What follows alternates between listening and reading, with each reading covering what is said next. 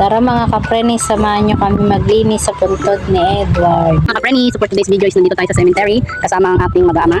So ayan, pati si Bunso, si Vincent, si Kuya Ian, si Papa Eddie at tumalo kami dito kay Edward. So ayan, dahil nga buong linggo, halos isang buwan ng maulan. Dami ng damo, pati ng ilong ko eh. Ngayon lang natin malilinisan. So ayan. At ito nga pala, isa-shoutout ko lang yung, kunin mo nga yung aking picture ni Edward. Dapat ko sa ayan. Okay na. Ito, wait. Ay, putik pa ko nga anak. Ay, dito sa kanya kami dito. Ayan, bigyan mo siya. Ayan, payong mainit. Next ko lang tong ninang ni Edward na nagbigay sa kanya ng photo tile na picture niya at iniwan dito sa ano. Kasi nga yung aming ginawang DIY na picture ay ayun, lamog na pati yung nasa TV. Hindi siya pang matagal. So itong photo tile, dami kong napapanood dito. May ganito rin kami at nakaready na rin yung ganito. Nasa add to cart lang kasi medyo may kamahalan. Hinihintay ko may makasabay. So ito, may nauna nang nagbigay. So si Ninang Christina niya. Shoutout sa'yo Mars. Classmate ko before, kumari ko na ngayon. So ngayon lang namin napuntahan na dalaw. Ang ganda oh. Makapal siya. Ay, nahulog. Kunin ulit natin. Madang lang siya pero makapal. Kunin mo. Ayan, hawak mo pa yung. Ayan, ganyan yung itsura niya, diba? Ang kapal niya dito, naka-frame na siya. So kahit mabasa siya, is good na good pa rin ang picture. Ewan kung kailan niya ito nilagay dito. So ayan, ito yung space namin dito sa sementeryo. So si Mr. nang bahala dyan dahil may karga tayo, baby. Yung nawala si Eward, ito ang pumalit, diba? So si Eward ay malapit na mag 1 year. So halos 10 months na siyang, o 11 months na siyang patay. Kasi September, October, November. O yun, 10 months na siyang patay. Si baby ko naman is 2 months, diba? Siya yung namumuong baby habang ako'y nagluluksa kay baby Edward.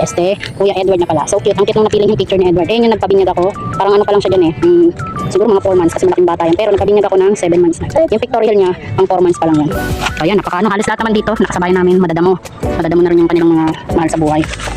Kasi nga, maulan. Ngayon lang, maganda ang panahon at sobrang init naman. Di ba kuya? Ang bebe namin tulog dito. Nagdala lang kami ng uwan. So ayan, meron ditong mga... Huwag na po siya matang bibi. Yan eh. Dito kami. Ayun yung bundok. Napakaganda ng panahon ngayon. Mainit. Dito kami sa gilid. Oh, babe, huwag mo makaraw si baby. Kayong. Ayun, ayaw milas ng bebe. Wait lang. Nagulat sa iyo. Ayan, malinis na. Ito yung space niya. Ayan naman ang bako. Diyan na lang din natira.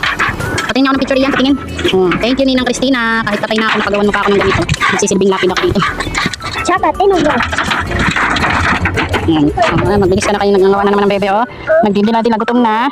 Gutom ka na naman, bebe. Mahulog yung sombrero niya. Wait lang. Mainit kasi.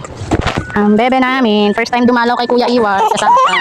Dati sa tiyan ka lang nak eh. Ngayon nakalabas ka na oh. Kamukha mo daw si Kuya Eward eh, di ba? Vincent version. Init. Ang dapat sa asawa. Ha? Oy, dali. Ano po, dede. Kan mo papayag Vincent pa.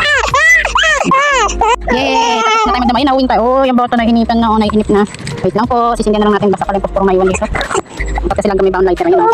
Edward. Dito na tayo Kuya na ikaw. Edward. Tayo kumain. Opo, si Kuya Edward. Kuya na pala siya. Bago ka mawala, kuya na ikaw. Sayang naman. Uy, yung prinsipe namin nagkway-kway. Namimiss na yan yung Edward. Hindi nyo kilala si kuya niya, hindi niya nakita yan eh. Hindi sila nagkita kayo nagsalise, di ba? Namimiss mo na si Kuya Edward. Excel pa lang ako eh, bala na si kuya. Opo, nagsasalita ng bebe namin, no? Nagsusumbo, mainit daw. Mainit? Yun to, matusok to. Opo, ayun na, nainitan. Balot na balot kasi kala ko ulan na naman. Ano si papa mo? Hiram na naman ng lighter. Abo na. Hello. Umiiyak ang bebe, nainitan na. Oo, okay na. Sisindihan na lang kandila ni kuya. Sisindihan tapos sa tayo maglinis. Sisindihan na lang natin. Uwi na tayo. Mami. Ingat. Right, it's done. Gumagana pa ba yung kandila? Ayan, Edward. Hindi na kami magtatagalat yung baby natin. Nagka-cry-cry na ha. Paalam na sa'yo, anak.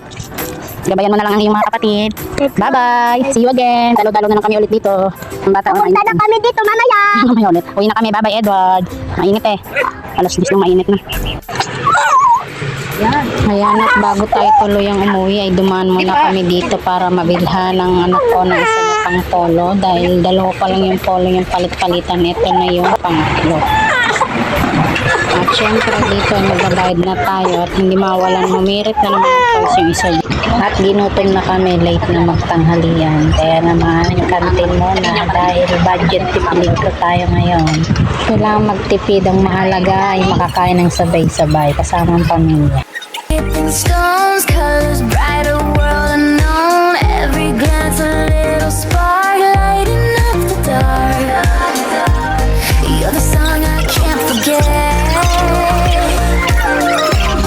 Playing roots inside my head. Oh, sugar rush, sugar rush.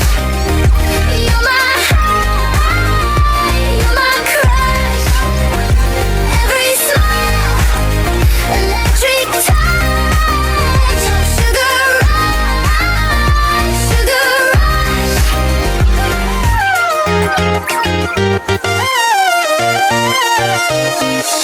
Laughter echoes in the air, cotton candy everywhere. Dreams are spinning carousel, caught inside your spell.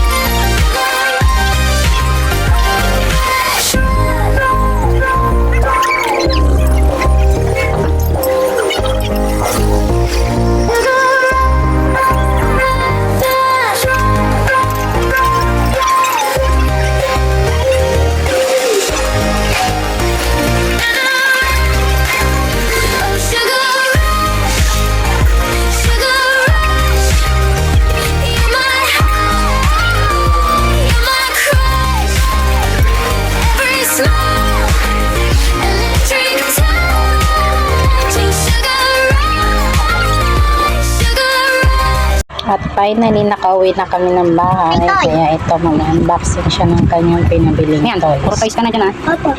New toy again. Yes. Pang kay Edward naman yan. ako. Pang kay Edward naman yan, 3 plus lang. Marunong ako nito. Nasaan na yung excavator mo? Nandun nasa upuan ko. Wow, ang ganda ng toys ko. Wait lang po, tatapos. Oh, may bala pa to. Wow. Puro toys siya, mag-aral kang mabuti ha. Opo. Pag marami kang star, may toys ka lagi kay mama. Opo. Pamana mo yung kay Vincent. Wala, masipag mag-aral, magawa ng assignment. Opo. Wow. Ano yan, pana? Opo. Anong papanain mo dyan? Kala ko baril yan. May baler to, dalawa, nakalagay. Ah, may pana na may barik pa. Ayos, ang dami pa lang naman yan, no? So, Pesos lang, may pana May na baler. baril pa. wow, baler nito. Oh, baler Marunong ka ba mamana? Dumitikit ka sa salamin na kay. Opo. Ah, yan yung sa ano baril, pwede rin sa pana. Yan din ba yung bala niya? Hindi, ito yung bala ng pana, yung mahaba. Testing mo dito sa cabinet. Ano? Pindutin mo ikasama muna. Ano, parang marunong ka niyan. Ako nga, sira yata. Yung isa ito, yung isa, dalawa yan, oh. Dalawang pana, dalawang baril. Eh, dapat pala may kalaro ka dyan. Laki ng... Sa pana yan. Oh, huwag may tutok dito ha, baka magkataon ka. Dumidikit siya sa salamin, baka sa mga ano, hiba. Ay sus, balik na nga. Pero ang kawit lang. Tinuha mo, may laman pa yan? Opo. Ano naman yan? Dax. Ah, dax. Ayun nga, titirahin mo ng pana at baril. Sige nga, testingin mo nga kung nagana. Testingin mo na. Dito may tagayo. Patong mo dyan. Tirahin mo. Sa pako pa nilagay, mamaya matapol yung pako. O, basura ha, itapon ng maayos. Opo. Baliktad. Ayan, sige. Harap mo dun, may patok.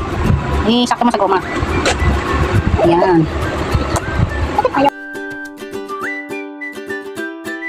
Kita. Ano, alam mo na? Testing mo na, practice. Dali. Bitaw.